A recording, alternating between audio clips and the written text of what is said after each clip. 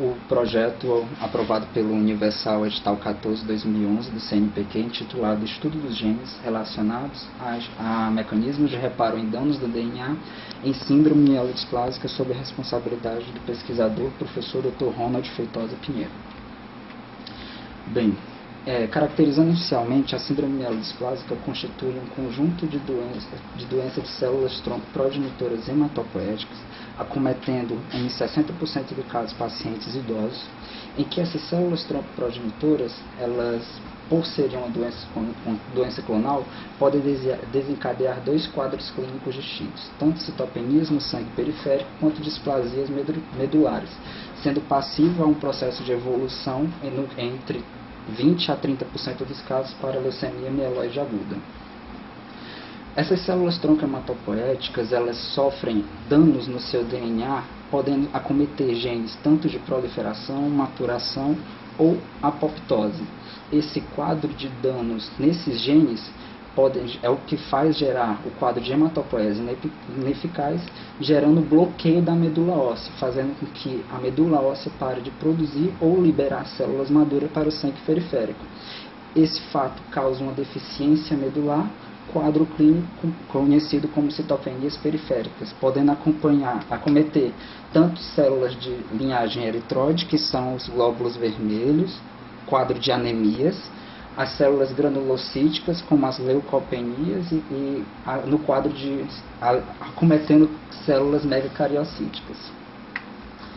A patogênese da síndrome mielodisplásica, elas podem ser caracterizadas por mutações iniciais nas células-tronco hematopoéticas, gerando bloqueio da diferenciação, acometendo o quadro clínico de displasia na medula óssea,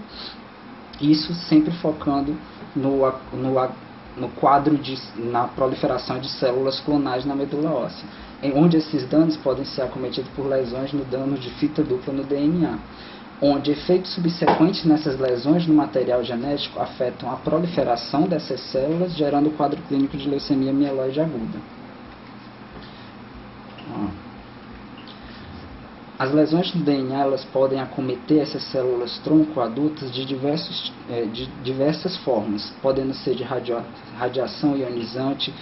gerado no dia a dia do indivíduo, o fator hereditário desse indivíduo, ou até mesmo a exposição desses indivíduos a reagentes químicos mutagênicos, tais como solventes, tratamento por quimioterapia. Esses danos nessas células-tronco,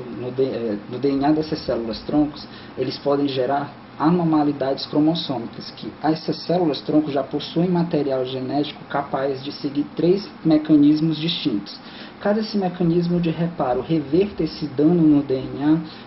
o ciclo celular dessas células-tronco vai se manter viável, fazendo com que ela continue o seu processo de divisão celular. Caso esse mecanismo de reparo não seja eficiente,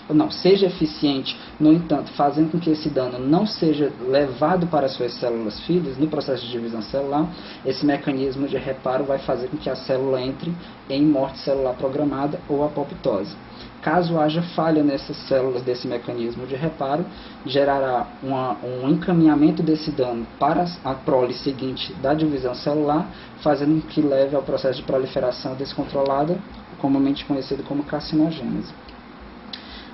Esse estudo baseou-se na análise de genes relacionados a mecanismos de reparo no DNA, tendo como foco danos de fita dupla. Os 2 principais mecanismos que atuam nas lesões de fita dupla do DNA